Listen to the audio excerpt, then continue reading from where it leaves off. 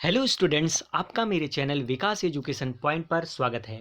विद्यार्थियों, आज मैं आपको शिक्षा निदेशालय राष्ट्रीय राजधानी क्षेत्र दिल्ली द्वारा दी जाने वाली क्लास 8th के सामाजिक विज्ञान विषय से कार्यपत्रक 27 का अध्ययन करेंगे।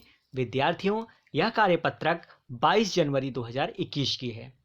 आइए अध्ययन करते हैं। आज का हमारा टॉपिक है राजनीतिक और सामाजिक जीवन हाशियाकरण से निपटना, भाग 2। अनुसूचित जाति एवं अनुसूचित जनजाति और आदिवासियों के अधिकारों की रक्षा। हमारे देश में हाशियाई समुदाय के लोगों को भेदभाव और शोषण से बचाने के लिए सरकारी नीतियों के अलावा कई कानून भी बनाए गए हैं, जिसमें इस समूह के लोगों के अधिकारों की रक्षा का प्रावधान है। इसमें से कुछ निम्न प्रकार हैं। अनुसूचित जाति एससी एवं अनुसूचित जनजाति एसटी अत्याचार निवारण अधिनियम 1989।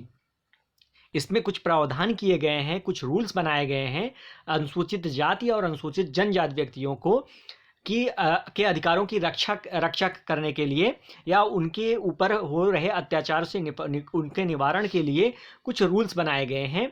आइए एक एक करके समझते हैं। अनुसूचित जाति अनुसूचित जनजाति के किसी व्यक्ति को कोई गंदा पदार्थ खाने पीने के लिए विवश करने पर सजा का प्रावधान किया गया है। अनुसूचित जाति अनुसूचित जनजाति के किसी व्यक्ति को निर्वस्त्र करके घुमाना या उसके चेहरे पर रंग लगाना या कोई ऐसा कृत्य करना जिससे मानवीय प्रतिष्ठा को ठेस पहुंचे, इस पर भी सजा का प्रावधान किया गया है। नेक्स्ट बच्चों, अनुसूचित जाति अनुसूचित जनजाति के किसी व्यक्ति के नाम पर आवंटित की गई जमीन पर कब्जा करने पर सजा का प्रावधान किया गया है। नेक्स्ट है बच्चों, अनुसूचित जाति एवं अनुसूचित जनजाति की किसी महिला को अपमानित करने के लिए उस पर हमला करना या उसके साथ जबरदस्ती करने पर सजा का प्रावधान किया गया है। तो बच्चों, इस प्रकार से SC/ST अत्याचार निवारण अधिनियम 1989 में ये सारे प्रावधान निहित हैं। आइए आगे देखते हैं बच्चों।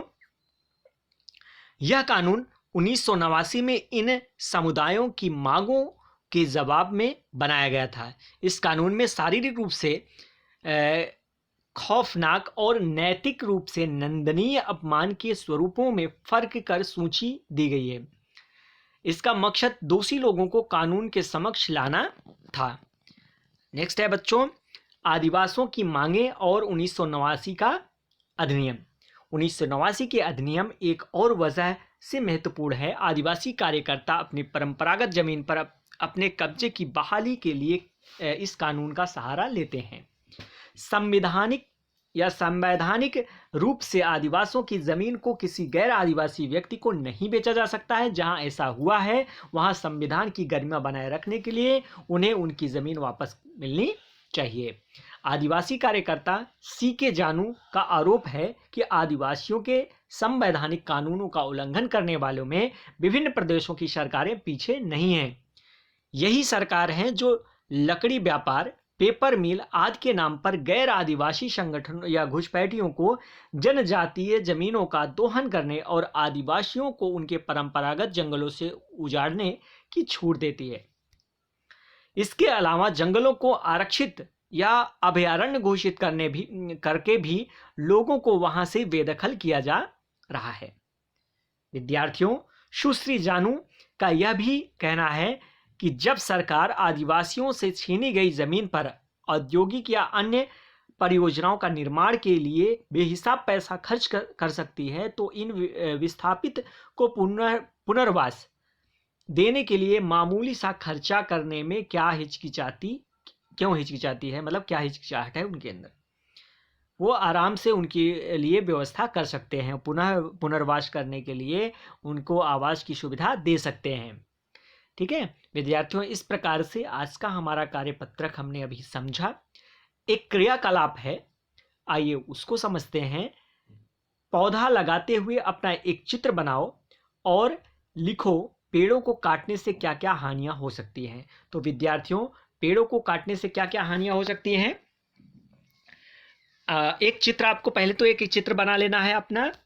पौधा लगाते हुए एक चित्र बनाना है और पेड़ों को काटने से क्या क्या हानियां हो सकती हैं। बच्चों, आपको पता ही होगा कि पौधों के द्वारा हमें जो है ऑक्सीजन प्राप्त होता है, और अगर ये पेड़ कट जाएंगे तो हमें जो है ऑक्सीजन की कमी हो जाएगी। आप लिख सकते हो ऑक्सीजन की कमी हो सकती है, वायु प्रदूषण हो सकता है, पशु पक्षियों का आश्रय होता है। बच्चों, आपको पता है कि विभिन्न पशु पक्षियाँ जो है वो इन पेड़ों पर निवास करते हैं। अगर ये कट जाएंगे तो उनका निवास जो है वो आश्रय जो है वो नष्ट हो जाएगा। भूमि की उर्वरता नष्ट हो जाएगी, और जो भूमि के कटाव को रोकता है वो नहीं हो पाएगा। जब पेड़ ही नहीं रहेगा तो भूमि कटाव कैसे रुकेगा। इस प्रकार से आप लिख सकते हैं बच्चों। आइए अब कुछ प्रश्न दिए गए हैं, इन प्रश्नों को जो है हल करते हैं, इनके उत्तर को लिखते हैं। चलिए, पहला प्रश्न है बच्चों, अनुसूचित जाति और अनुसूचित जनजाति कानून बनाने की जरूरत क्यों पड़ी। तो इसका आंसर हो जाएगा बच्चों, अनुसूचित जाति एवं अनुसूचित जनजाति के लोगों को भेदभाव और शोषण से बचाने के लिए सरकारी नीतियों के अलावा कानून बनाने की जरूरत पड़ी। नेक्स्ट क्वेश्चन है बच्चों, अनुसूचित जाति अनुसूचित जनजाति कानून 1989 के मुख्य बिंदु कौन कौन से हैं। तो इसका आंसर हो जाएगा बच्चों, निम्न बिंदु हैं। पहला है, अनुसूचित जाति अनुसूचित जनजाति के किसी भी व्यक्ति को गंदा पदार्थ खाने पीने के लिए विवश करने पर सजा का प्रावधान है बच्चों। अनुसूचित जाति अनुसूचित जनजाति के किसी भी व्यक्ति को निर्वस्त्र करके घुमाना या उसके चेहरे पर रंग लगाना या कोई ऐसा कृत्य करना जिससे मानवीय प्रतिष्ठा को ठेस पहुंचे, इस पर सजा का प्रावधान किया गया है। नेक्स्ट है बच्चों, अनुसूचित जाति अनुसूचित जनजाति के किसी भी व्यक्ति के नाम पर आवंटित की गई जमीन पर कब्जा करने पर भी सजा का प्रावधान है। अनुसूचित जाति या अनुसूचित जनजाति की किसी भी महिला को अपमानित करने के लिए उस पर हमला करना या उसके साथ जबरदस्ती करने पर सजा का प्रावधान किया गया है। तो बच्चों, नेक्स्ट क्वेश्चन है, आइए अब नेक्स्ट क्वेश्चन देखते हैं। आदिवासियों को उनकी जमीन क्यों वापस मिलनी चाहिए। तो इसका आंसर हो जाएगा, संवैधानिक रूप से आदिवासियों की जमीन पर कोई गैर आदिवासी व्यक्ति को नहीं बेचा जा सकता है।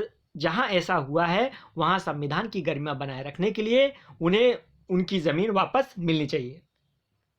चलिए, नेक्स्ट है बच्चों, अपने अनुभव के अनुसार बताइए कि आदिवासियों की मदद के लिए आपके क्या सुझाव हैं। तो बच्चों, आदिवासी क्षेत्र में मूलभूत सुविधाओं का विकास करके, शिक्षा का प्रचार प्रसार करके तथा लघु उद्योग स्थापित करके हम आदिवासियों की मदद कर सकते हैं। विद्यार्थियों, इस प्रकार से आज का हमारा कार्यपत्रक समाप्त होता है। विद्यार्थियों, कोविड-19 जैसे महामारी से बचने के लिए हमें नियमित रूप से अपने हाथों को साबुन और पानी से धुलना चाहिए। धन्यवाद।